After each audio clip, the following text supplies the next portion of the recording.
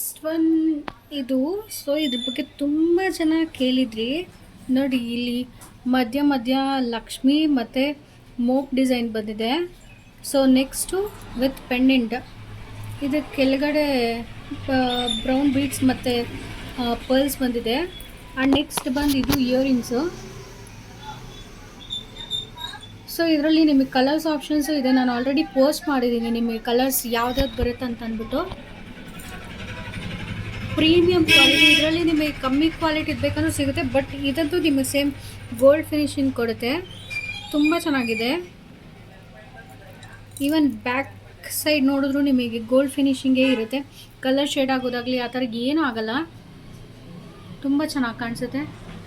ಮೇಲೆ ಡೀಟೈಲಿಂಗ್ ಬಂದು ಲಕ್ಷ್ಮಿ, ಎಲ್ಲ ಕಡೆ ಲಕ್ಷ್ಮಿ ಇದೆ.